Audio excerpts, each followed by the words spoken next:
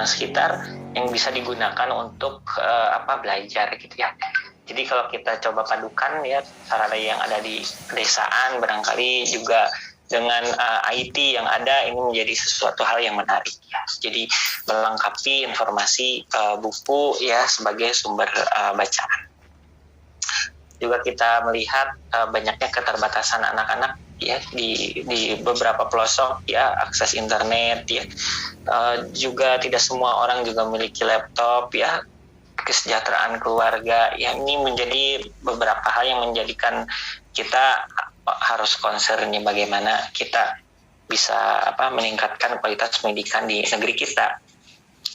Jadi ternyata dampak dari COVID ini ya bisa kita lihat ya, ternyata sedikit sekali waktu yang dimiliki terutama ayah begitu ya di sini untuk mampu mendampingi anaknya belajar di rumah. Ya, di sisi lain juga kecanduan anak terhadap telepon genggam ya. Jadi ini juga menjadi satu hal yang bagaimana kita bisa mengalihkan perhatian anak. Tidak selamanya menggunakan gadget itu jelek gitu ya. Nah, jadi pada kondisi tertentu selama kita bisa memantaunya, maka insya Allah kita bisa meningkatkan kemampuan belajar anak melalui media yang kita miliki ya, teknologi informasi. Ada beberapa peluang ya, kita bisa menggunakan alam sebagai sumber bahan ajar gitu ya, itu juga. Kemudian juga handphone kita bisa gunakan sebagai tools sehingga anak bisa belajar secara mandiri, berinquiry ya, melakukan beberapa kegiatan proyek. Saya pikir dengan kreativitas Bapak Ibu di sekolah maupun juga ayah dan ibu di rumah gitu ya, maka kita harapkan semangat belajar motivasi anak itu bisa lebih tinggi ya. Pastinya di zaman saya pun kuliah tidak mengenal yang namanya HP Android ya, apalagi zaman Bapak Ibu yang lebih senior.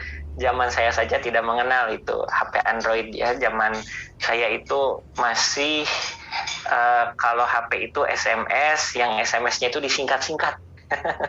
Itu zaman saya dulu. Tapi pada saat saya sekolah juga tidak menggunakan HP karena tidak punya HP saat itu. Jadi kalau ada informasi ya semaksimal-maksimalnya saya dapatkan di sekolah begitu ya, kalau ada PR. Jadi kalau lupa PR pasti lupa iya sampai rumah. Tapi seiring berjalannya waktu kita juga sebagai guru ya, sebagai pendidik, maka kita harus selalu beradaptasi. Jadi kunci kita bisa beradaptasi itu adalah kita selalu melek dengan perkembangan teknologi terkini ya. Tidak mesti kita punya, tapi kita paham mengetahui urgensi dari penggunaan teknologi informasi ini khususnya untuk pembelajaran sains. Nah, bagaimana tindak lanjutnya kita bisa meningkatkan kemampuan teknologi informasi guru, meningkatkan infrastruktur internet ya, pulsa, pembelajaran melalui TV ya. Ini yang memang dicanangkan oleh pemerintah dalam rangka meningkatkan kemampuan IT anak ya, menghandle masalah pandemi yang saat ini memang learning loss ya terjadi pada anak-anak kita. Nah, maka kita harus memahami beberapa hal yang menjadi potensi yang kita miliki ya di lokal barangkali, kemudian juga potensi multimedia yang ada, memaksimalkan sumber daya yang kita miliki, meningkatkan kemampuan anak dalam bermain, tapi juga belajar gitu ya, dan berinquiry maupun mengerjakan beberapa proyek. Nah, di sini barangkali saya coba memberikan gambaran, misalnya salah satunya di Jawa Barat ada seruling gitu ya, suling gitu. Jadi bagaimana anak bisa belajar suling secara saintifik? Pastinya di dalamnya anak mempelajari yang ujungnya itu anak akan membuat proyek sulingnya. Nah, di sini ada KIKD yang bisa kita analisis di dalamnya. Sumbernya bahwa media ini sebagai salah satu media utama, di dalamnya ada materi misalnya terkait dengan gelombang. Nah, ketika kita bicara gelombang, maka di dalamnya ada parameter atau variabel yang kita ukur. Misalnya frekuensi, ya, misalnya panjang gelombang. Nah, frekuensi, panjang gelombang, dan lain sebagainya itu kan pada dasarnya kadang memerlukan alat yang canggih, mikrofon dan lain sebagainya. Nah, menggunakan Android ya salah satu yang menjadi usulan kami. Misalnya di sini ada aplikasi Android yang bisa kita gunakan untuk menganalisis spektrum yang dihasilkan dari sebuah suling. Maka ini menjadi sebuah pembelajaran yang menarik. Pertama, anak mengidentifikasi bunyi ya yang dihasilkan dari suling. Yang kedua adalah anak membuat proyek lanjutan dari frekuensi yang telah didapatkan. Wah, ini nggak tahu ada apa nih, suara apa di luar, ada singa-singaan apa ya, tapi mungkin sebentar kelewat, mohon maaf kalau agak berisik. Nah, ada suling, kemudian dianalisis bagaimana panjang gelombang dan lain sebagainya sehingga menjadi sebuah proyek. Nah, saya akan coba berikan gambaran media yang kita coba kembangkan untuk belajar ya, mengkombinasikan bahan alam dengan bahan modern. Ditambah ada lagu-lagu ini, kebetulan belajar musik, ada musik di belakang. Wah, kayaknya ada berisik sekali, maaf. Sisingaan mungkin di sini ya, padahal di Lembang ini. Maaf, ada iklan. Ada yang lewat dulu mungkin Pak Eka. Iya, sebentar, mungkin semenit 2 menit lewat kayaknya. Berisik sekali. Nah, sama juga kebetulannya tentang seruling ini. Jadi kita bicara tentang sebuah suling bambu di dalamnya. Nah, di sini mungkin saya coba sharekan informasinya, misalnya bagaimana cara membuat seruling bambu ya. Nah, biasanya secara turun temurun itu ada tata caranya. Kalau melubangi pada jarak berapa, kemudian lubangnya juga berapa besar, kemudian juga diameter pipanya berapa lebar, begitu ya. Tapi sekedar sebuah proyek, sebenarnya kita juga bisa membuat proyek yang serupa yang lebih murah dan lebih mudah. Contoh sederhana adalah Bapak Ibu menggunakan paralon ya. Paralon digergaji gitu ya. Paralon digergaji pada jarak misalnya 30 cm. Atau kalau paralon terlalu mahal, buatlah dari sedotan. Nah, dari sedotan. Kemudian dilakukan pengukuran. Nah, pengukurannya supaya canggih kita menggunakan Android. Jadi gunakanlah aplikasi yang ada pada HP untuk mengidentifikasi parameter suara yang dihasilkan dari suling. Nah, misalnya di sini ada Spectroid ya. Ini saya coba berikan gambaran, misalnya ini Spectroid ya.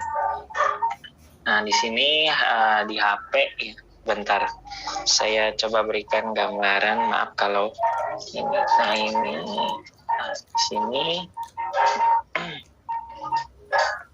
Nah, di sini ada aplikasi yang kita bisa gunakan. Mohon maaf, ini versi HP, jadi kurang begitu, tidak bisa di share screen karena agak panjang ininya. Tapi di sini kalau Bapak Ibu coba install aja di Play Store, di sini kita bisa menganalisis frekuensi yang dihasilkan dari sebuah instrumen suara, gitu ya. Di sini, jadi di sini kita bisa menghasilkan spektrum suara. Tinggal kalaupun benar-benar ingin bagus harus dalam ruangan tertutup yang bebas bising. Tapi katakanlah kita bersiul misalnya, di sini kita akan lihat ada satu puncak di sini, di sebelah sini. Nah, kita akan lihat sebuah puncak yang memang terukur ya menggunakan HP ya. Nah, di sini. Nah, kemudian yang kedua juga kita bisa mengukur intensitas suara. Biasanya menarik kalau Bapak Ibu di sekolah, kalau kebetulan ngajar SD begitu ya. Misalnya di sini ada derajat kebisingan. Nah, kita bisa mengukur berapa desibel begitu intensitas suara yang dihasilkan. Sebentar. Nah, seperti ini. Jadi berapa desibel intensitas suara yang dihasilkan? Nah, sebentar. Nah, ini. Nah, seperti ini.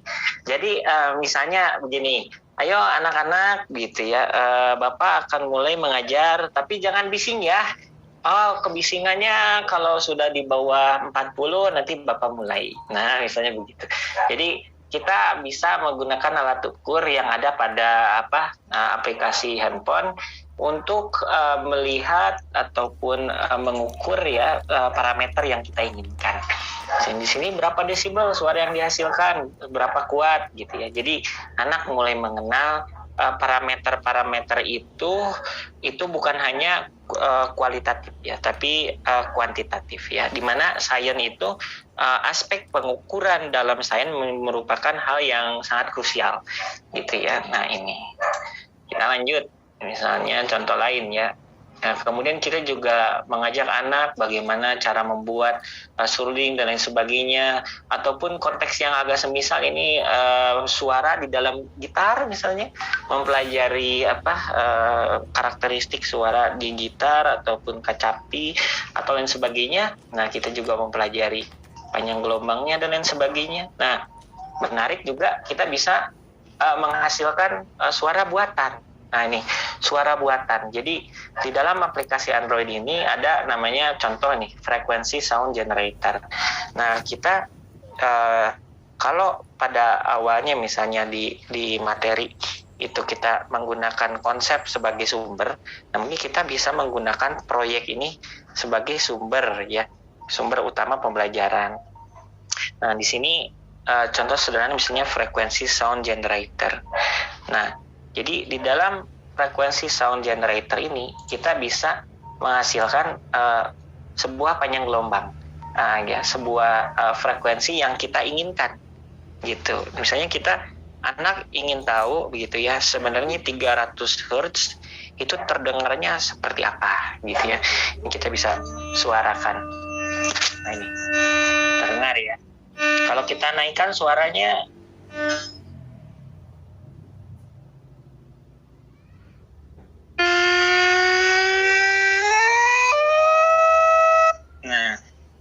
Tapi bukan hanya itu, yang dimaksud adalah di sini karena topiknya kita bicara tentang sebuah seruling, yang di dalamnya seruling itu ada nada, misalnya da mi na ti la da.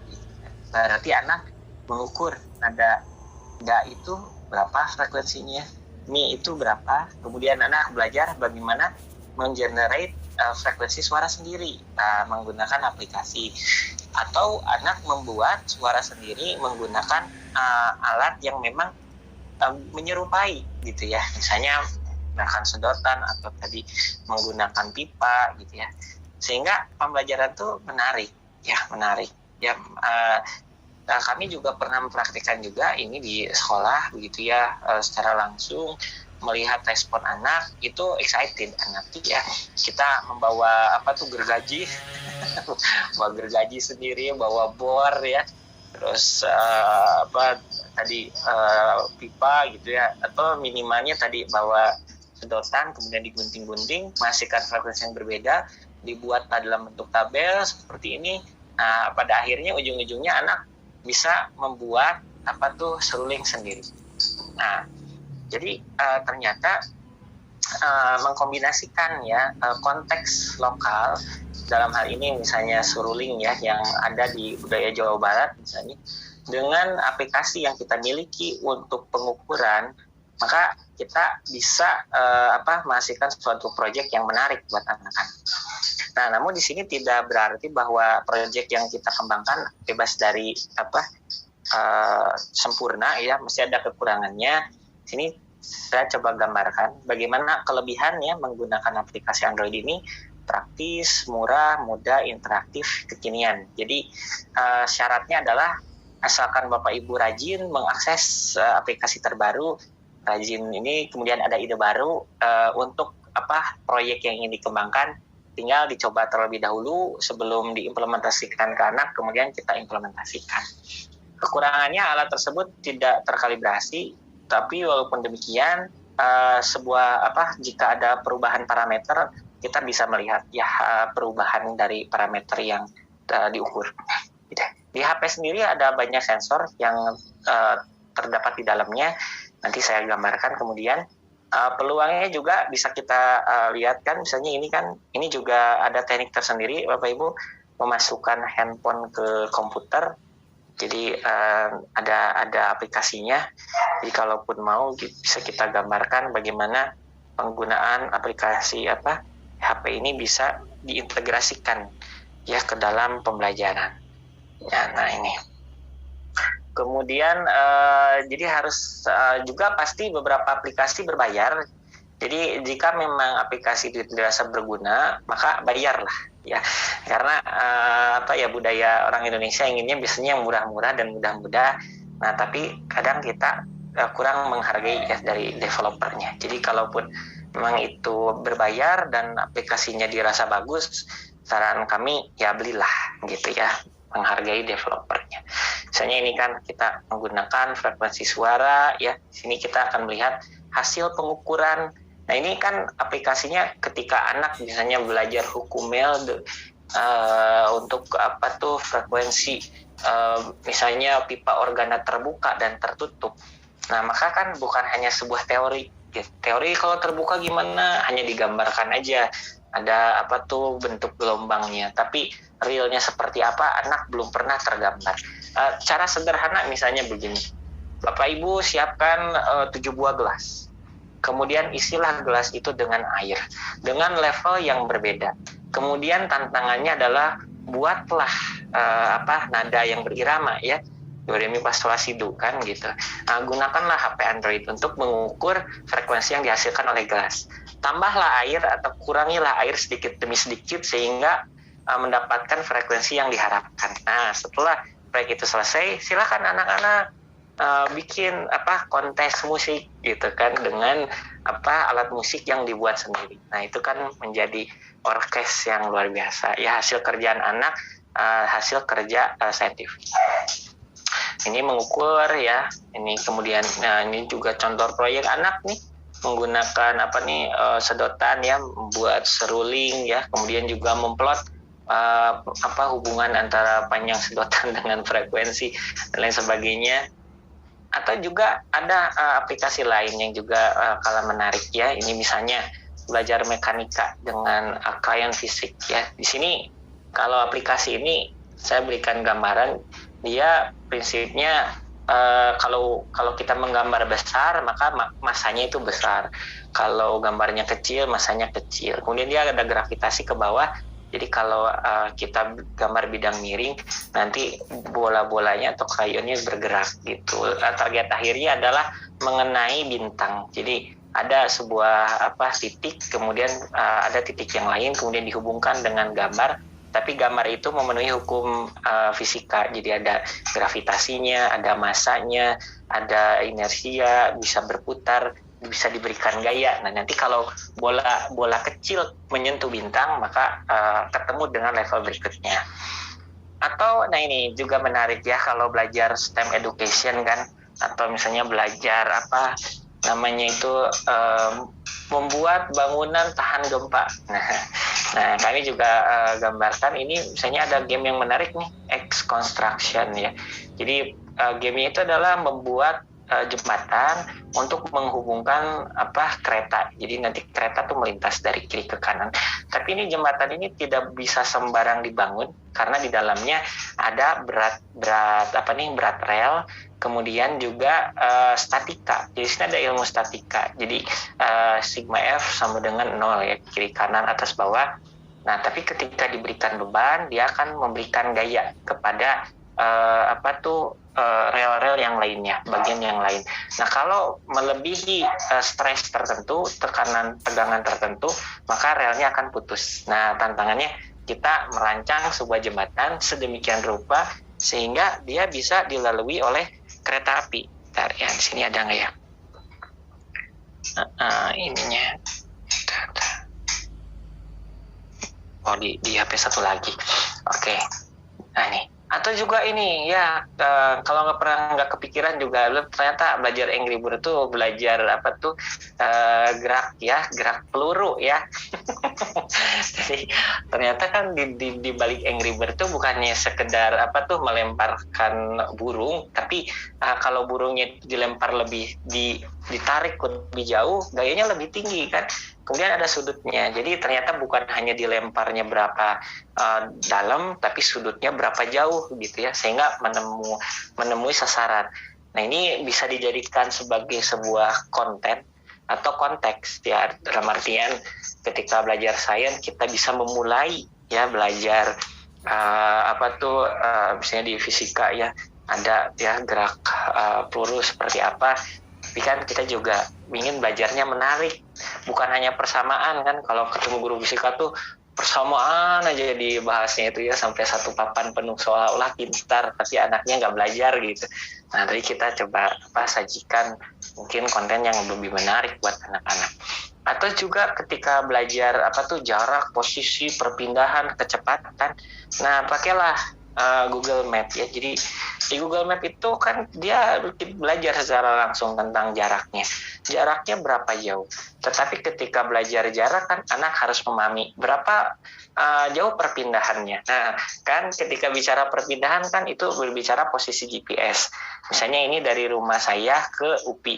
Jadi berapa jauh dari posisi GPS Lembang ke UPI. Kita tahu misalnya Lembang itu lintang utara berapa, bujurnya berapa, UPI juga sekian, sehingga di situ ada arahnya berapa derajat. Jadi bukan hanya sekedar bisa memetakan jarak di sini. Memang algoritma Google itu inginnya mendapatkan jarak yang terpendek dengan waktu tersingkat. Tapi kita sebagai seorang pengendara yang kita inginkan kan bukan hanya cepat, tapi nyaman di jalannya gitu kan.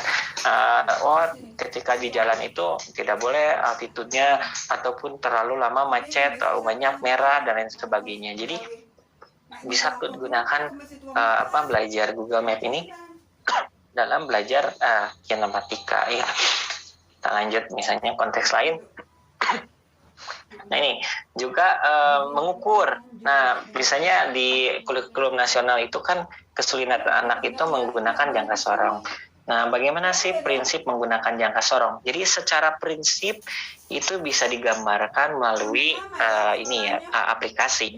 Tapi secara hands-on itu tidak dapat. Jadi ada beberapa hal-hal tertentu yang secara teknis tidak bisa menggunakan aplikasi. Tapi at least cara membaca hasil pengukuran jangka sorong yang benar itu bisa kita menggunakan bantuan dari sini ya, aplikasi dari handphone.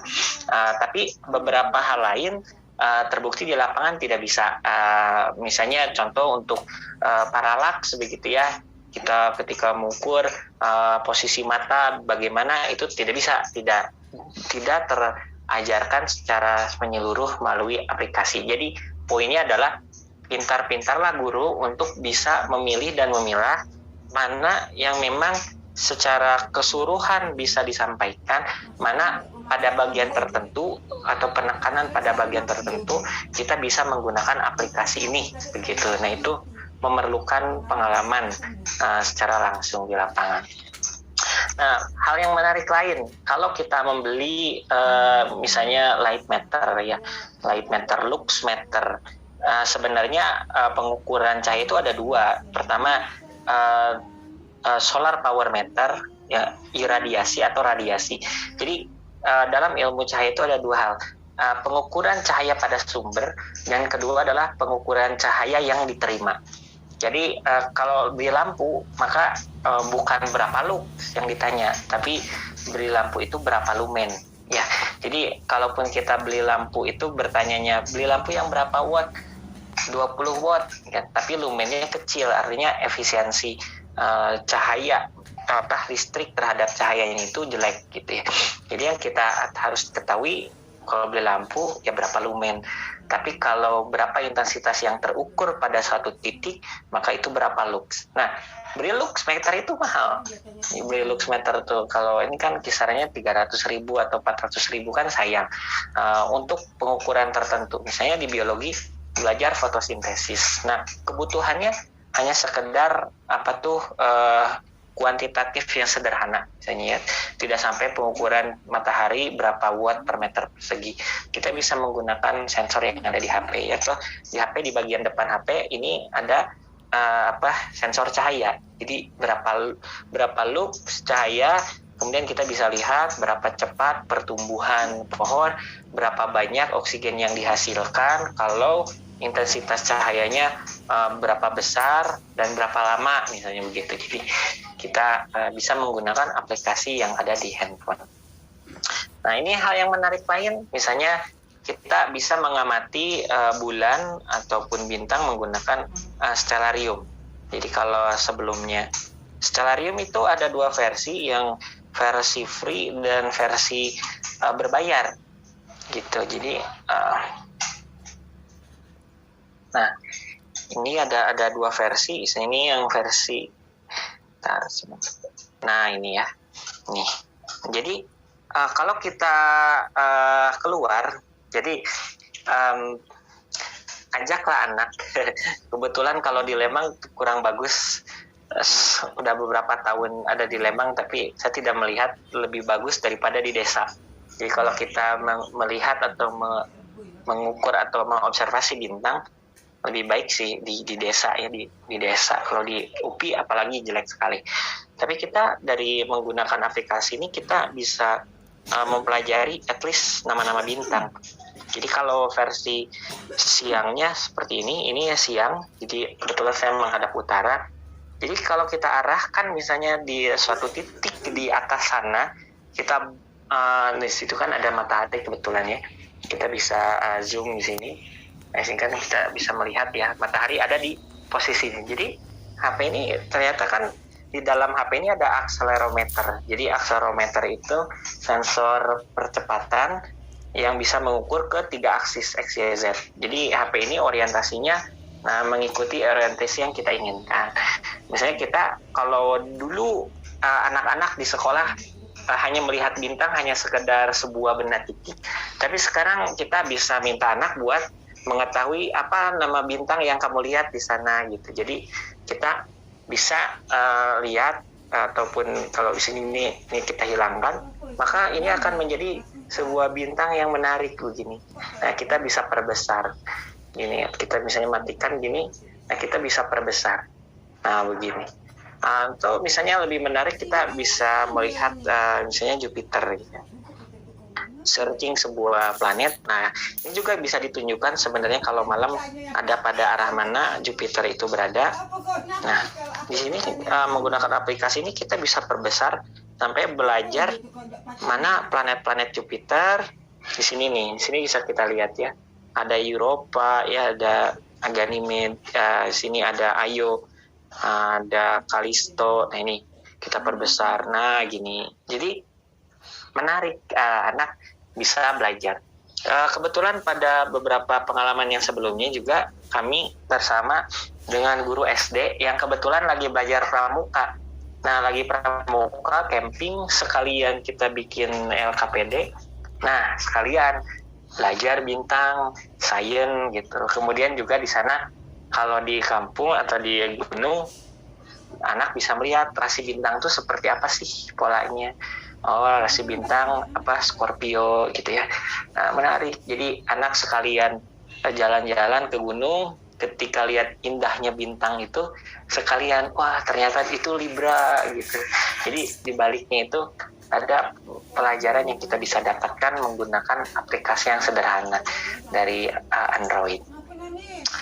Contoh lain, nah ini kita bisa belajar menggunakan Pad versi Android, tapi menurut saya masih tetap banyak kekurangannya versi Android karena at least lebih enak menggunakan tablet ya, tab yang ukurannya 8 inci atau 10 inci. Tapi untuk versi Android sudah ada, tapi lebih nyaman kalau displaynya lebih besar. Oleh karena itu biasanya Pad lebih banyak digunakan untuk versi laptop. Itu lebih enak untuk dipakai. Tapi informasi beberapa visualisasi bisa digunakan. Kemudian juga belajar gempa bumi ya menggunakan vibrometer. Nah, ini vibrometer seperti ini. Jadi kalau terjadi gempa bumi, apa yang harus pertama kali dilakukan? Gitu ya. Nah ini adalah mengukur berapa gempa buminya. Baru kalau ukurannya terlalu besar, tarik keluar gitu. Ini ya, jadi kita menggunakan gempa bumi ya. Ini vibrometer. Kalau ini kan tiruan ya dari seismometer, cuma kan pengukurannya itu modified Mercalli intensity. Jadi modified Mercalli intensity untuk mengukur intensitas gempa pada titik gempa itu dirasakan. Nah, juga menarik ini kalau belajar listrik, karena kan dulu kalau di sekolah guru-guru biasanya menghafal pita resistor.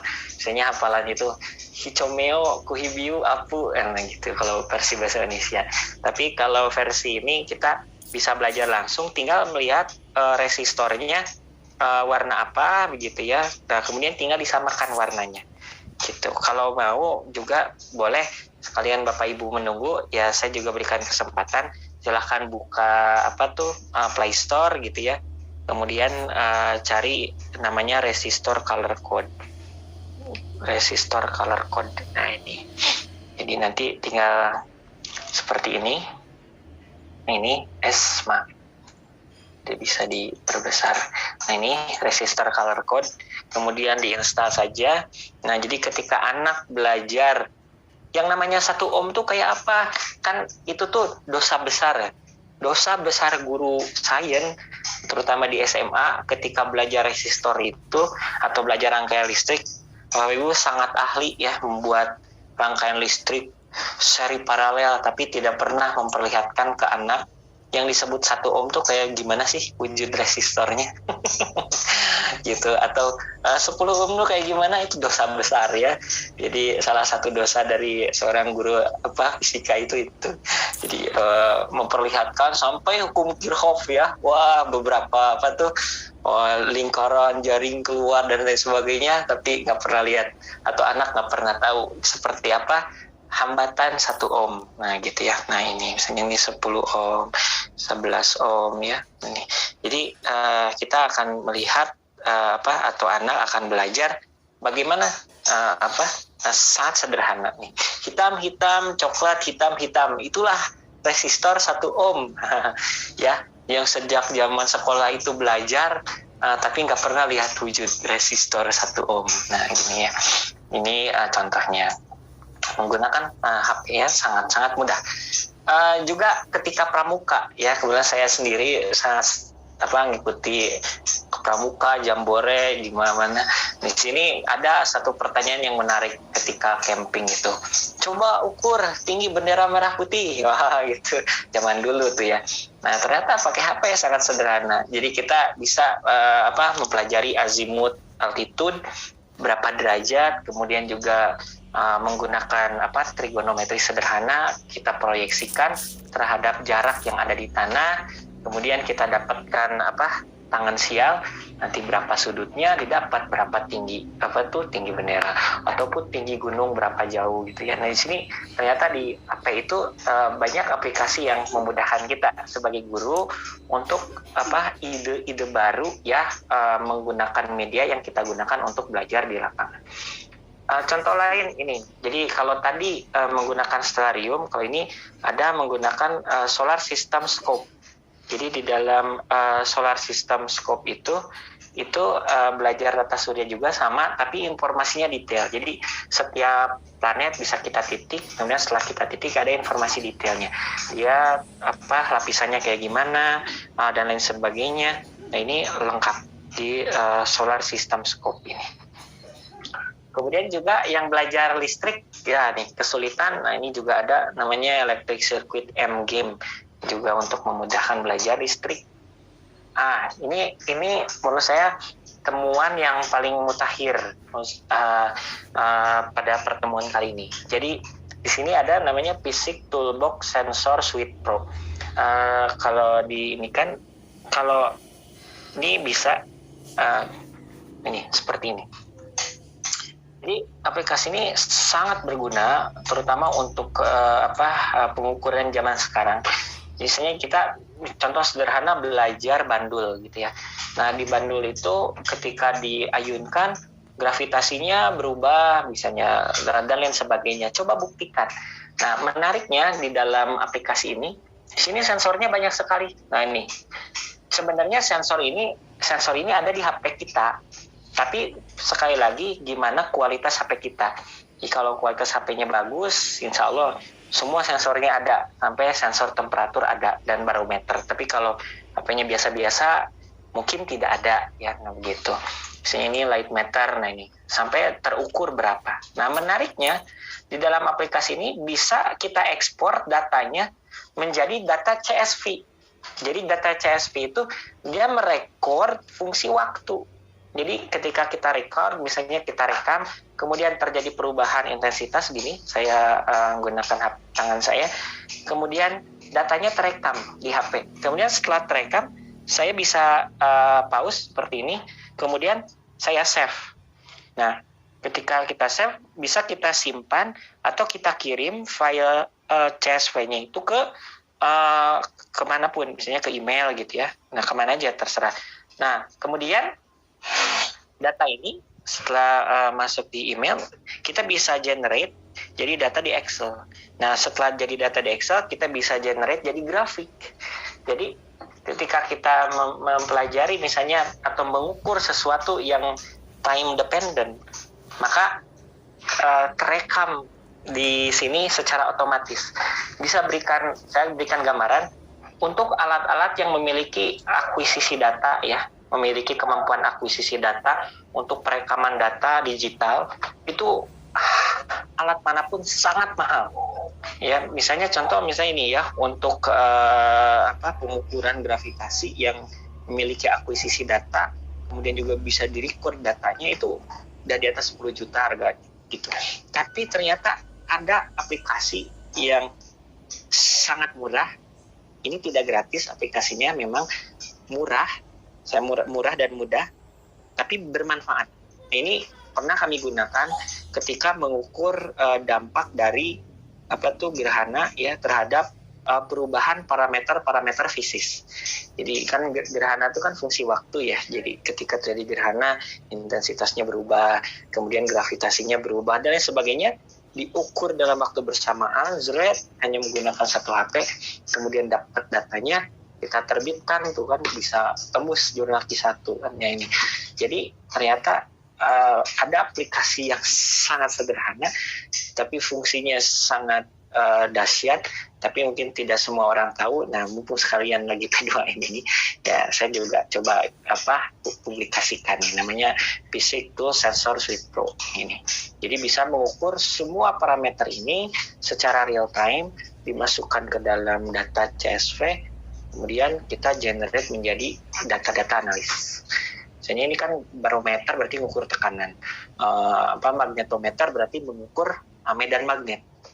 Contoh misalnya medan magnet ya, ketika misalnya belajar tentang hukum Lenz ya, kemudian kita melihat atau mempelajari dampak dari kumparan yang kita aliri listrik kemudian menghasilkan medan magnet. Nah, ketika anak belajar tentang prinsip sederhana dari motor listrik, kemudian menghasilkan medan magnet. Nah, medan magnetnya itu diukur pakai HP, nanti berapa mikro Tesla, nanti dari situ terhadap aksis XYZ direkam datanya, kemudian disimpan dalam bentuk CSV, di-generate jadi grafik. Wah, menarik nih. Jadi jangankan level SD, SMP, level universitas pun kita bisa menggunakan alat ukur itu menggunakan HP. Gitu. Nah, seperti ini nama aplikasinya. Ini contoh-contoh data analisisnya, bisa bayangkan coba untuk akselerometer aja untuk pengukuran data ini bisa dianalisis sampai level distribusi data. Nah, ini seperti ini. Nah, sebentar nih. Oke. Kemudian juga ada alat ukur denyut jantung. Misalnya kalau di biologi, apa dampak dari aktivitas kita, nah misalnya ditempel, nanti ini mengukur denyut nadi ya, nanti ada sensor cahaya, nanti mengukur perubahan intensitas denyut nadi, nanti dapat datanya berapa BPM. Nah, kemudian kita bisa justifikasi kita sehat atau tidak dan lain sebagainya. Itu hanya menggunakan HP. Jadi ternyata banyak sekali pengukuran yang kita bisa gunakan. Atau kebetulan saya mengajar geofisika IPBA misalnya untuk memprediksi apakah terjadi memprediksi ya akan ada badai El Nino misalnya, ataupun misalnya hurricane ataupun badai ataupun misalnya mau melakukan pengamatan benda langit, kita prediksi apakah nanti akan hujan atau tidak. Ini menarik. Ini kita bisa ini aplikasi untuk geofisika yang paling bagus, NOAA namanya, climate kalau ininya. Jadi dia bisa memprediksi pengukuran atau memprediksi cuaca sampai ke level daerah dan wilayah. Nah ini, misalnya kita ada di GPS mana sekarang ini, di sini saya ada di Lembang seperti ini misalnya. Nah ini maaf, GPS-nya belum saya update. Nah kemudian ini bisa kita prediksi. Nah ini butuh waktu. Nah ini berganti di Lembang. Nah ini pada jam sekian, menit kesekian, kemudian terjadi potensi hujan atau tidak. Ini lebih lengkap dari Google untuk prediksinya. Ini menarik. Ini dipakai juga sama kawan saya juga dari geofisika. Nah ini menarik. Jadi kita bisa menggunakan beberapa perangkat Android yang termutakhir untuk sebagai ide atau media kita dalam mengajar sains supaya lebih bermakna ya buat anak-anak kita di lapangan. Barangkali seperti itu saja beberapa sharing ya. Jadi ini terutama mungkin lebih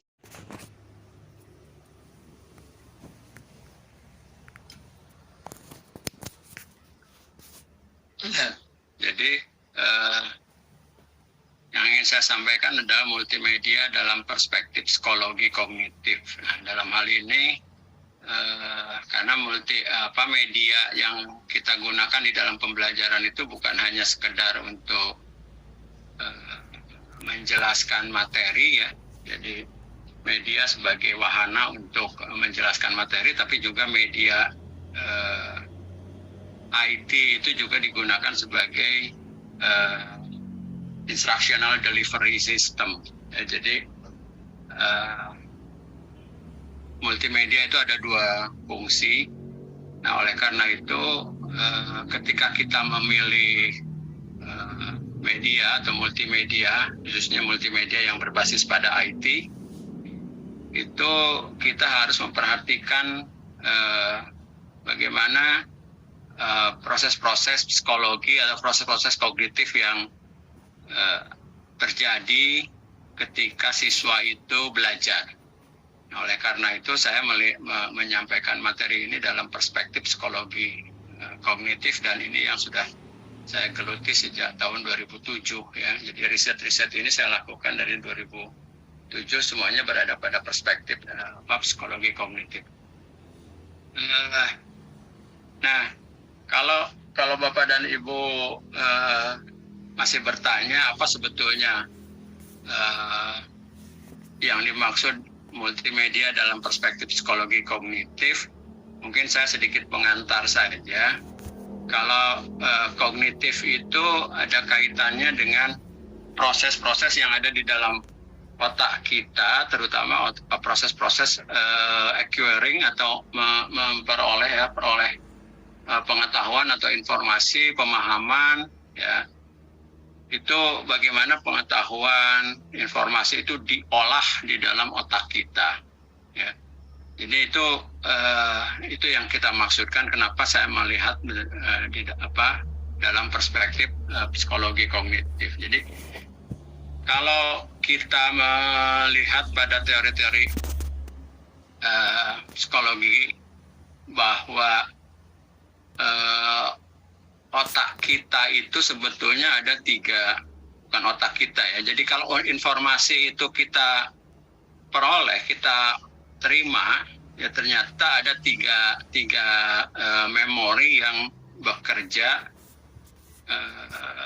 di dalam otak kita itu dalam memproses informasi. Yang pertama itu adalah sensory memory atau yang kita sebut dengan sensory register. Kemudian ada short term memory, mungkin Bapak Ibu dan sudah tahu ya, memori jangka pendek, atau yang kita sebut juga dengan working memory. Ya, kenapa disebut working memory? Karena di dalam memori ini semua diproses, ya. Baik informasi yang datang dari luar, artinya yang datang melalui mata, melalui telinga, ya, atau melalui perasaan, perabaan dan sebagainya, itu biasanya diolah di working memory. Kemudian juga working memory itu juga lebih bisa mengolah informasi-informasi yang datang dari long term memory. Nah, kalau yang dari long term memory artinya yang sudah disimpan lama, kemudian diambil kembali, kemudian diolah lagi, dan akhirnya menjadi sebuah pendapat ibu dan bapak atau pendapat anak. Nah, itu juga sebetulnya kerjaan dari working memory, ya. Makanya disebut sebagai working memory. Jadi memori yang memang kerjaannya banyak gitu ya. Hanya sayang Bapak dan Ibu, working memory ini ya itu durasi dan kapasitasnya terbatas. Sehingga kalau kita memberikan materi, ya, menyajikan materi itu tidak boleh banyak-banyak. Ya, karena kalau banyak-banyak sekaligus misalnya dalam satu screen banyak sekali informasi yang disampaikan, itu tidak akan bisa masuk semua ke dalam working memory. Ya, tidak bisa diolah semua oleh working memory. Kenapa? Karena memang dia punya keterbatasan. Working memory itu hanya bisa memproses ya kurang lebih 2-4 elemen saja, ya. Tidak banyak. Nah, oleh karena itu ketika Bapak dan Ibu menggunakan multimedia atau mungkin Bapak dan Ibu mengembangkan multimedia atau media yang paling simpelnya ketika Bapak dan Ibu menggunakan atau mengembangkan atau membuat PowerPoint lah, ya. Yang paling simpelnya ketika Bapak dan Ibu menggunakan PowerPoint itu sebaiknya berisi informasi-informasi yang simpel, ya, dalam satu slide, tidak terlalu banyak, karena supaya bisa masuk atau bisa diproses di dalam working memory anak, ya. Nah, termasuk ketika saya menyajikan, ya, ini termasuk juga pembelajaran multimedia, ya, sebetulnya. Ketika saya mempresentasikan slide ini juga informasi yang saya sampaikan itu hanya informasi yang penting-pentingnya, gitu ya. Karena kalau dalam satu slide banyak sekali informasi yang harus diolah, ya, itu yang akan menyebabkan akhirnya pada ujung-ujungnya tidak ada satu informasi pun yang bisa diolah, ya, dan disimpan oleh anak di dalam long term memory. Itulah kegagalan kita biasanya di dalam pembelajaran, karena kita memaksakan dalam satu waktu supaya informasi itu banyak sekali diterima oleh siswa. Akhirnya kalau orang ini kan muntah lagi gitu, balik lagi. Kenapa? Karena working memory ini terbatas. Nah, kemudian yang kedua, Bapak dan Ibu, yang perlu digarisbawahi di dalam pembelajaran, apa yang kita maksud dengan meaningful learning di dalam pembelajaran sains itu bukan hanya sekedar hafal, ya, bukan hanya sekedar hafal, tetapi yang terpenting itu adalah lebih tahu atau lebih kepada bagaimana siswa itu bisa menggunakan pengetahuan, ya, yang sudah diperoleh, ya. Dan ini lebih ke arah pada bagaimana siswa itu bisa menggunakan higher order thinking. Oh, ini salah tulis ya, sorry. Higher order thinkingnya, gitu. Nah, ini justru yang kita harapkan agar sustainable development goals ini bisa tercapai, gitu. Karena kalau Bapak dan Ibu mengajar, ya, hanya mengandalkan pada hafalan atau pada aspek-aspek yang levelnya rendah, itu SDGs ini tidak akan tercapai, ya. SDGs ini bukan hanya sekedar hafal, tetapi juga dia harus bisa mengejawantahkan istilahnya, ya. harus bisa mengejawantahkan hasil belajarnya. Nah itu bisa tercapai. Jadi Bapak dan Ibu, oleh karena itu kalau kita menggunakan multimedia, ini diharapkan bahwa multimedianya itu bukan hanya sekedar menyajikan konsep, bukan hanya sekedar menyajikan materi saja, tetapi juga yang terpenting sebetulnya adalah learning task-nya. Ya, learning task-nya itu melatihkan anak untuk berpikir tingkat tinggi, gitu ya, higher order thinking. Jadi berpikir yang lebih tinggi lagi. Ya, kalau di dalam dimensi berpikir mungkin itu levelannya yang sudah tinggi, gitu ya, levelannya yang sudah tinggi, tapi belum berupa habit sebetulnya ya. Kalau habit lebih tinggi lagi, gitu ya, kalau habit lebih tinggi lagi. Nah, jadi yang kita harapkan kalau kita melatihkan higher order thinking, itu justru kita akan melatihkan nantinya ke berpikir yang logis, ya, berpikir logis, ya, berpikir kreatif, berpikir kritis. Nah, itu sudah ke habit. Kalau sudah kreatif, sudah ke kritis, itu sudah ke habit, ya, udah satu habit of mind. Gitu. Nah, kita tapi untuk bisa melatih habit of mind itu kita harus melatihkan higher order thinking-nya. Jadi semacam misalnya kemampuan mengevaluasi, kemampuan menganalisis, kemampuan itu adalah basic dari critical dan creative thinking. Biasanya kita lupa ingin melatihkan kemampuan berpikir tingkat tinggi atau melatihkan creative thinking, critical thinking, tapi kemampuan evaluasi, analisis, kemampuan menggunakan pengetahuan itu tidak dilatihkan dengan baik. Nah, pada multimedia, ya, dengan menggunakan multimedia diharapkan itu juga bisa terlatihkan, ya, melalui multimedia. Jadi multimedia itu bukan hanya sekedar menyajikan materi, ya, Bapak dan Ibu, tetapi juga multimedia itu berfungsi sebagai instructional delivery system-nya. Sini yang terpenting tuh learning task-nya, learning task yang nanti akan membawa pada learning experience dari yang dialami oleh siswa. Ya.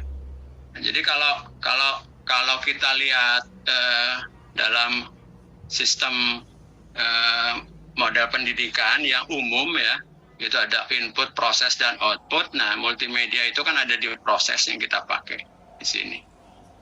Nah, kalau Bapak dan Ibu tadi melihat misalnya pada PET Colorado, gitu ya. Nah, nanti itu juga saya sempat mempelajari di PET Colorado itu memang simple. Jadi informasi yang disampaikan itu tidak terlalu dalam satu. Kita ambil contoh sebentar, ya. Tadi saya sempat membuka yang PET Colorado.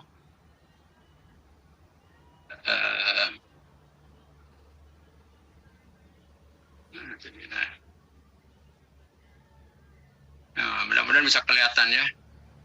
Nah, ini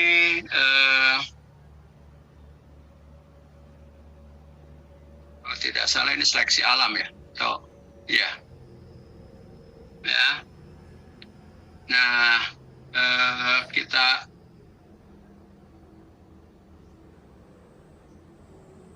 ini kok ada populasi kelinci dengan ada serigala, ya. Ini sangat, jadi populasi kelinci itu tidak akan berkembang dengan baik, tidak akan berkembang banyak kalau serigala itu banyak, ya. Jadi ini konsep ini sudah sangat mudah, gitu ya, sangat mudah diterima oleh anak, dan di sini tidak banyak hal-hal yang mengganggu, ya, secara psikologi. Ini sangat mudah karena elemen-elemen informasi yang berikannya itu sangat sederhana. Kita ambil contoh di sini, kita mulai lagi. Nah, ini ada contohnya seperti ini. Ini ada kelinci ya, pasangan kelinci yang kemudian dia lama-lama akan berkembang biak, ya, akan berkembang biak banyak gitu. Nah, ini tanpa ada predator, ya. Tapi kalau kita kemudian diberi predator, ya, kemudian kita beri predator. Ini ada wolf ya di sini. Diberi predator nanti populasinya itu akan berkurang karena ada predator. Tapi kalau predatornya nanti kita hilangkan, populasi kelincinya naik lagi, gitu ya. Nah ini kan simpel sekali ya. Jadi ini informasi yang sangat mudah di ini bahwa populasi kelinci ini akan naik, gitu ya. Kalau predatornya ditekan. Tapi kalau predatornya kita berikan, maka populasinya akan berkurang lagi, ya. Nah, ini simpel sekali, gitu ya. Ini yang saya ambil dari Pet Colorado. Ya, Sandi sangat mudah. Sorry. Nah,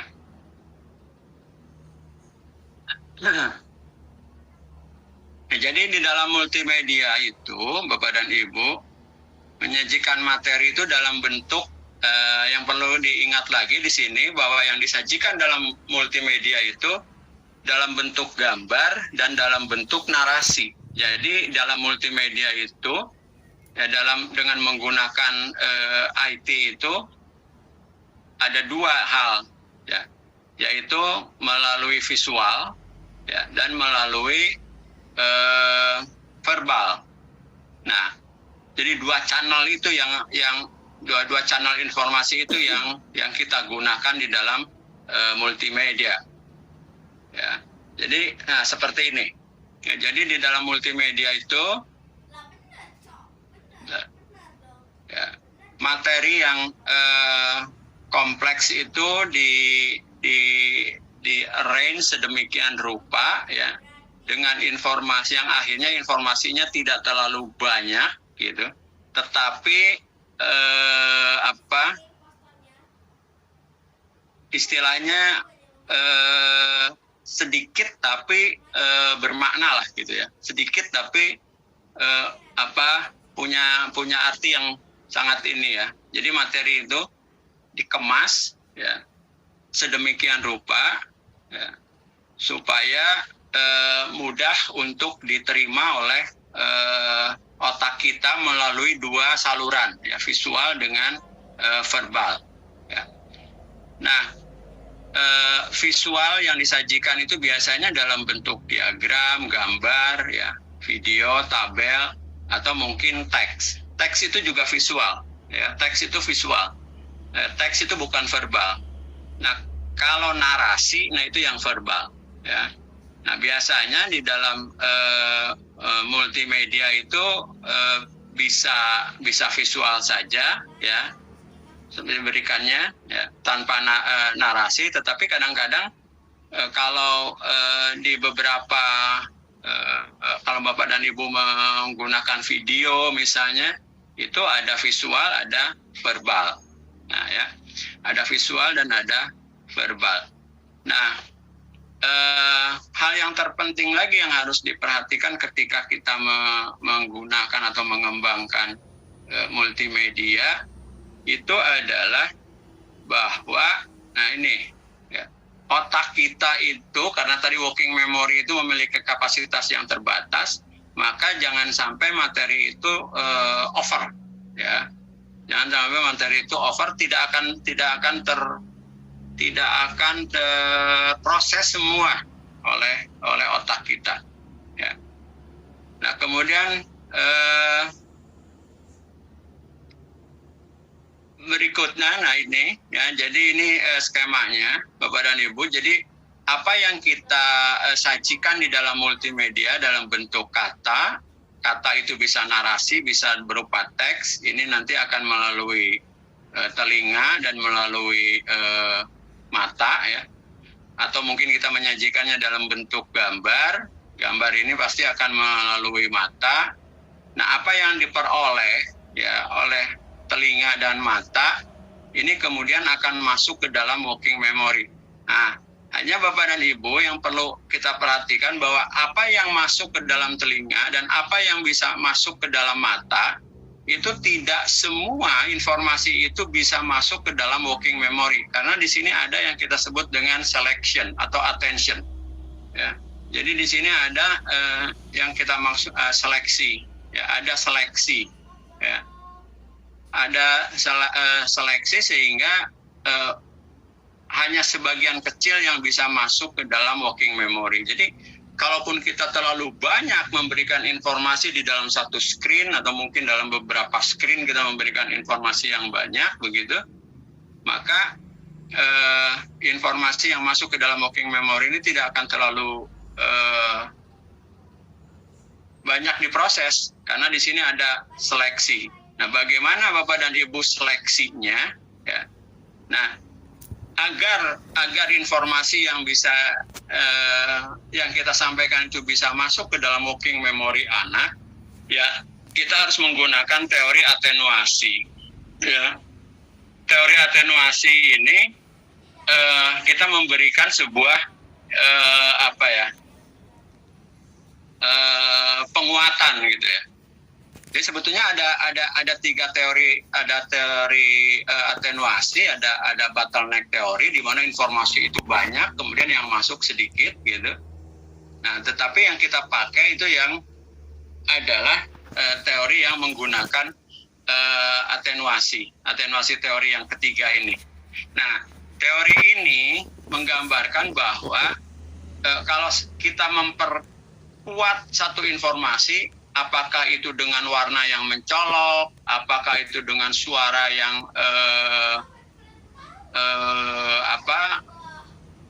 di luar, misalnya dengan penekanan suara yang tinggi.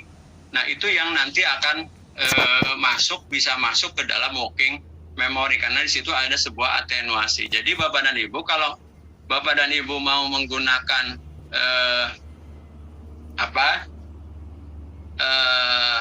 multimedia ya, atau misalnya mau menggunakan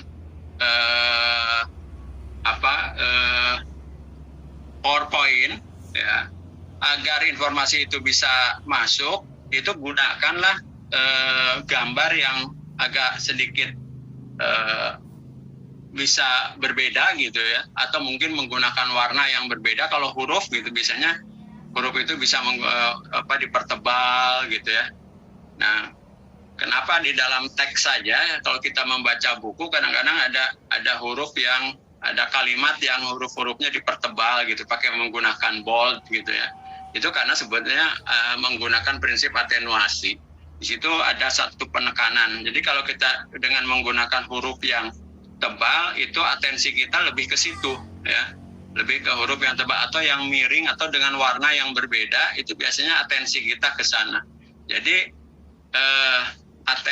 dengan yang seperti itu memudahkan informasi itu masuk ke dalam working memory dan memudahkan untuk diproses ya, memudahkan untuk diproses. Jadi atau mungkin Bapak dan Ibu memberikan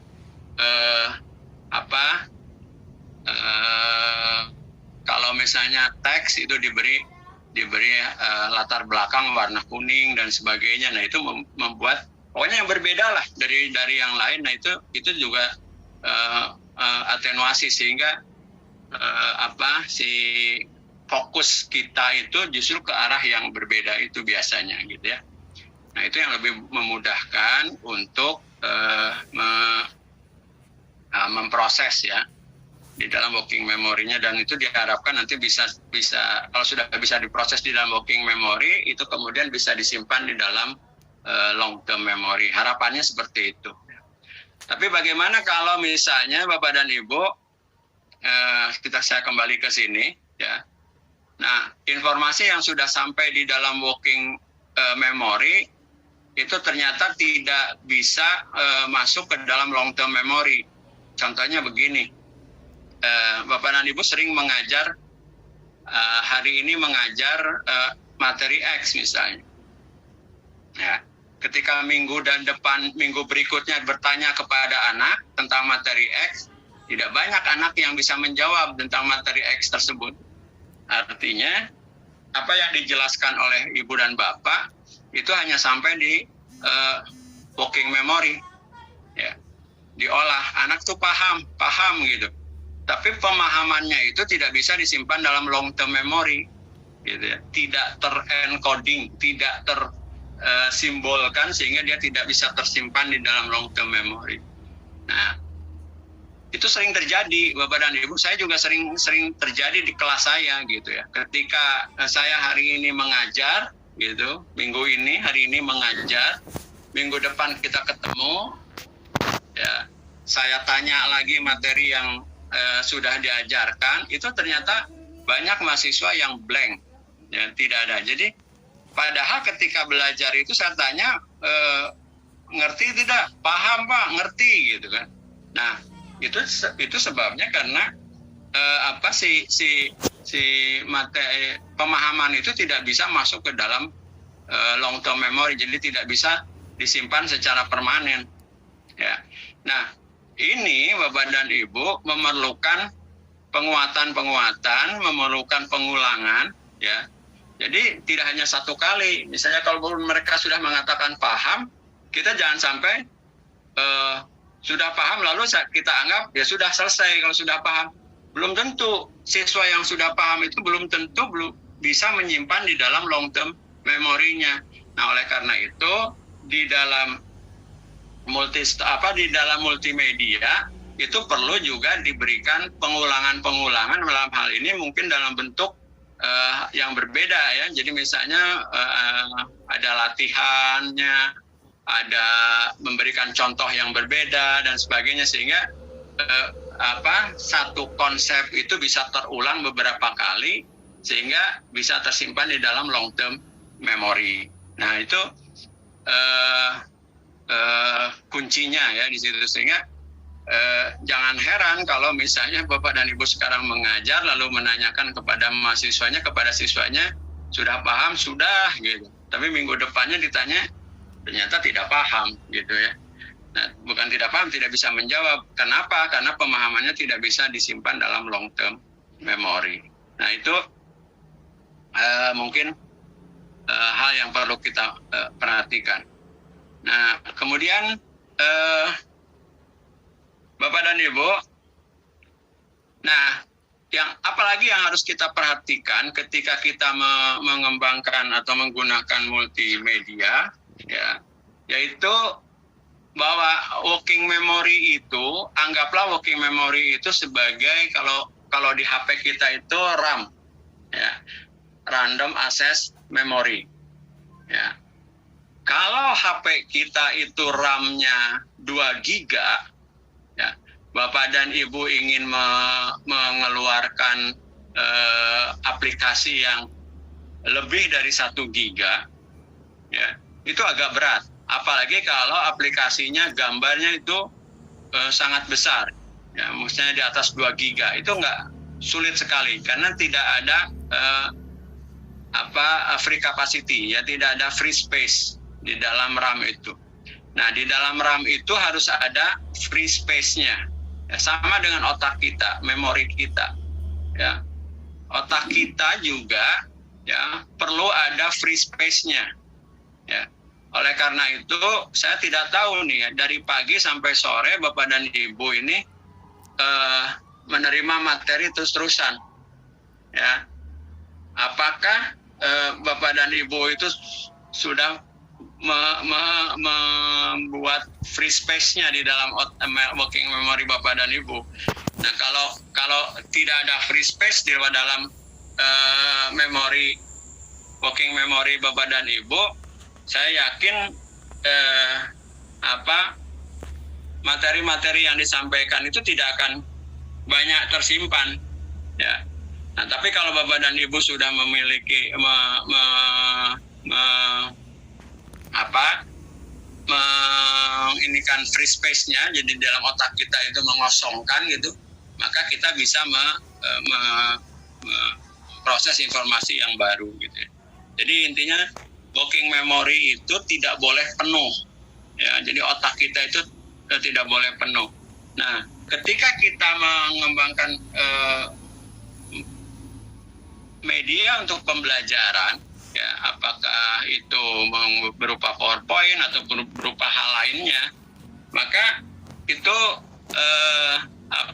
diharapkan tidak terlalu banyak hal-hal yang bisa menyebabkan otak kita itu atau working memory kita itu menjadi penuh, ya. Kita ambil contoh, nah seperti ini ya, karena begini, kalau kita menggunakan multimedia, itu ada yang kita sebut dengan essential processing di dalam otak kita itu. Ada juga yang kita sebut dengan incidental processing. Jadi ada dua processing yang terjadi di dalam otak kita. Nah, essential processing itu justru proses-proses yang penting ketika kita melihat gambar, ketika kita melihat atau mendengarkan narasi, ya. Ketika kita membaca teks yang ada di dalam screen, itu adalah essential processing, hal-hal yang penting. Tetapi essential processing ini bisa memenuhi otak kita, bisa memenuhi working memory kita kalau misalnya begini, Bapak dan Ibu, saya mau menggunakan misalnya dari Pet Colorado, saya mau menggunakan dari Edmondo dan sebagainya gitu ya, menggunakan LMS-nya. Tetapi di situ menggunakan bahasa Inggris misalnya, sementara anak-anak itu tidak terbiasa dengan bahasa Inggris, ya, dengan penjelasan menggunakan bahasa Inggris. Apa yang terjadi? Yang terjadi itu ketika anak melihat gambar, lalu memadukannya dengan narasinya, dan narasinya dalam bentuk bahasa Inggris, ya, narasinya dalam bahasa Inggris, otak anak itu akan menerjemahkan dulu bahasa Inggrisnya. Yaitu essential processing. Tetapi essential processing ini akhirnya memenuhi otak kita, memenuhi working memory itu. Sehingga apa yang ingin kita tuju itu tidak tercapai gitu, karena anak itu justru lebih pada menerjemahkan narasinya, bukan pemahamannya. Jadi menerjemahkan narasinya dulu gitu. Karena dia memang kemampuan bahasa Inggrisnya kurang misalnya gitu ya. Nah, ini seringkali kita di sekolah itu kan seringkali menggunakan video ya atau animasi yang teksnya itu menggunakan bahasa Inggris gitu kan. Nah, itu essential processing sebetulnya, tapi essential processing yang akhirnya memenuhi working memory. Nah, kalau working memory-nya penuh, maka pemahamannya tidak terjadi gitu. Nah, itu perlu kita hindari. Nah, kemudian juga yang perlu kita perhatikan adalah incidental processing. Incidental processing itu adalah proses-proses yang justru tidak berfungsi gitu, tidak diperlukan untuk memahami, ya. Kita ambil contoh ini, Bapak dan Ibu, ya. Ketika kita mengembangkan multimedia, kita harus menghilangkan atau mengganti hal-hal yang tidak sesuai dengan materi. Kita ambil contoh, ketika Bapak dan Ibu melihat screen ini, ya, mata dan Bapak dan Ibu melihat ke teks atau melihat ke kucing yang bergerak-gerak? Ya, ini pasti mata kita itu lebih ke arah kucing yang bergerak-gerak, bukan ke arah teks. Padahal konten yang penting itu ada di teksnya, gitu. Nah, kucing yang bergerak ini adalah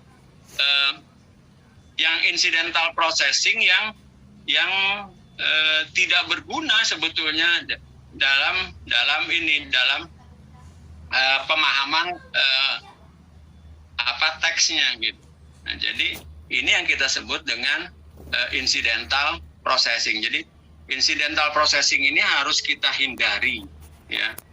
Harus kita hindari ketika kita mau menggunakan atau ketika kita mengembangkan multimedia, ya. Kita kembangkan essential processing, ya, yang memang esensial untuk proses belajar anak, ya. Jadi misalnya kalau kita mau menggunakan satu video atau animasi Ya, kalau anak-anaknya sudah pintar dalam bahasa Inggris, boleh menggunakan bahasa Inggris. Sangat bagus menggunakan bahasa Inggris. Tapi kalau anak itu masih setengah-setengah bahasa Inggrisnya atau mungkin bahasa Inggrisnya sangat kurang, yang akhirnya ya nanti akan menerjemahkan dulu bahasa Inggrisnya sementara si kontennya terlupakan. Gitu. Nah itu juga kita hindari ya. Jadi essential processing yang berlebih akhirnya ya. Nah ini juga kita hindari ya ketika kita menggunakan multimedia atau menggunakan media-media yang berbasis pada elektronik ya. Nah,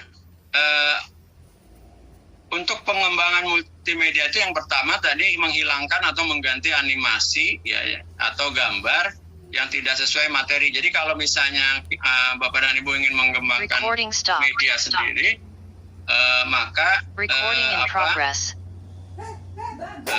hal-hal yang tidak penting itu harus dikeluarkan. Ya. Kemudian keseimbangan antara visual dengan auditori ini harus dijaga. Ya. Jadi visualnya dan narasinya itu harus seimbang. Ya, kalau memang mau menggunakan multimedia yang menggunakan 2 channel. Tapi kalau misalnya Bapak dan Ibu menggunakan medianya, gambarnya menggunakan PowerPoint, misalnya hanya menggunakan PowerPoint tanpa ada suaranya dari suara gurunya sendiri, itu juga bisa, tapi yang jelas harus berimbang. Kemudian materi itu karena working memory kita terbatas, ya, karena working memory kita terbatas, materi itu jangan diberikan secara penuh, secara utuh, besar dalam satu screen gitu ya.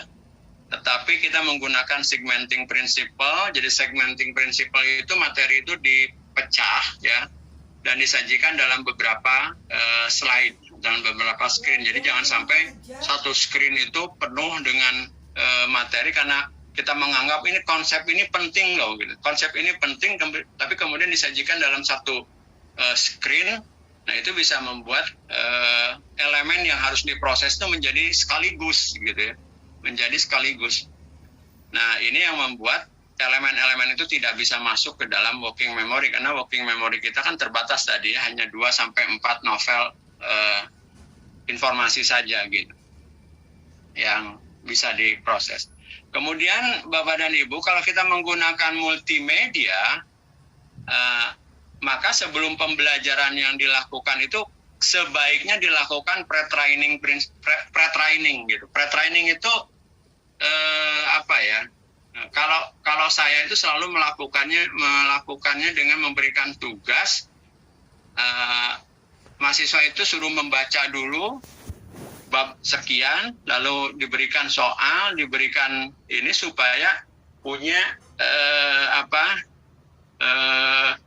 seluruh mahasiswa atau seluruh siswa itu supaya punya pengetahuan yang sama ya sebelum pembelajaran. Jadi sebaiknya kalau Bapak dan Ibu menggunakan pembelajaran yang menggunakan multimedia itu ada pre-training. Ya, pre-training itu bisa dilakukan dengan tugas ya.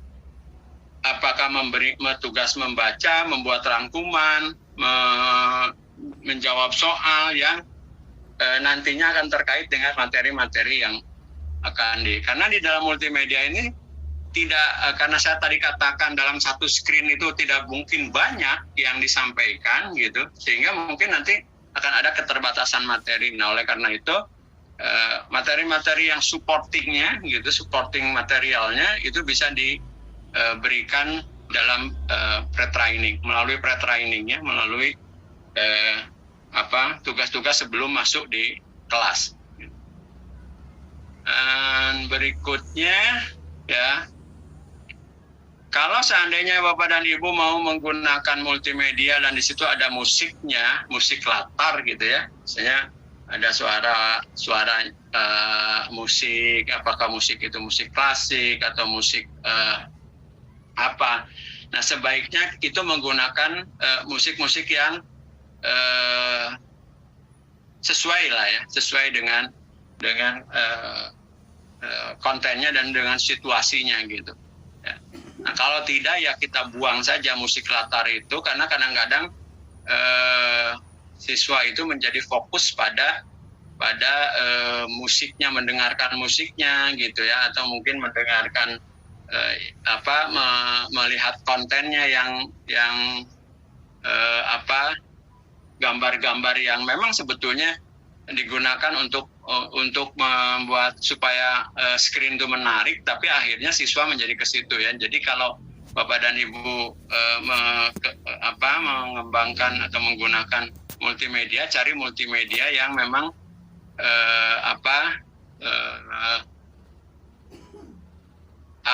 tidak terlalu banyak hal-hal yang bisa menyebabkan incidental processing gitu ya, karena musik latar ya, latar belakangnya musik gitu, kemudian konten-konten tambahan seperti ada animasi kupu-kupu terbang dan sebagainya gitu, itu akan membuat menjadi incidental processing ya. Jadi itu sebaiknya dihindarkan dan kalau ada media yang seperti itu tidak digunakan.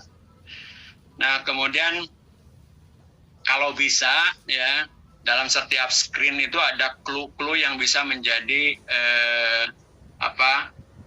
pengarah ya, atau menjadi sebuah kuncinya gitu ya bagi siswa, bahwa itulah yang terpentingnya di situ gitu. Nah, kemudian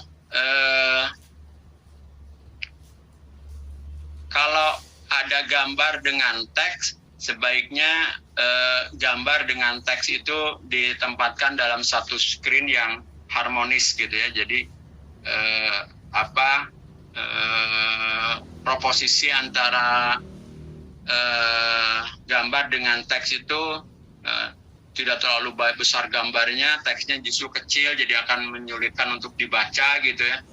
Tapi yang harmonis lah ya, teksnya juga mudah untuk dibaca, gambarnya juga mudah untuk dipahami.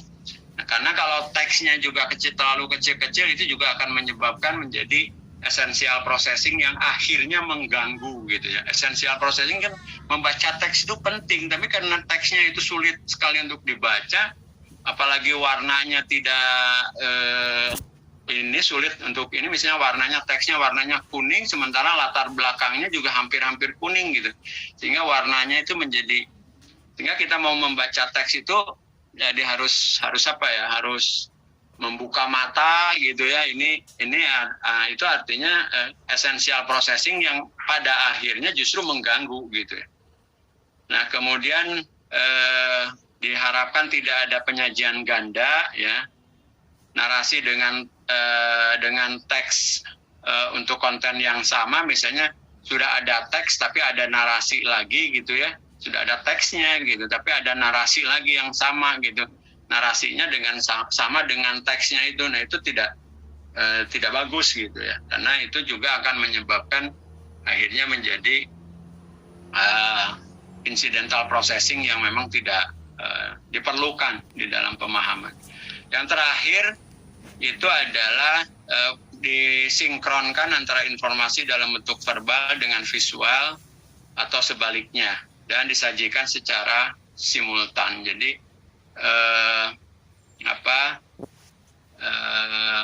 kalau kita mau ini supaya tidak terjadi apa yang kita sebut dengan representation holding. Jadi representation holding itu begini, kalau di screen pertama kita menyajikan konten gambar gitu ya, lalu karena tidak cukup maka penjelasan gambar itu disajikan dalam screen yang kedua. Jadi ketika kita mau belajar bolak-balik screen-nya gitu ya, jadi screen pertama dulu, balik lagi ke screen kedua, nanti dari screen kedua belum ini balik lagi ke screen ketiga. Nah, itu nanti akan terjadi representation holding. Jadi di situ akan terjadi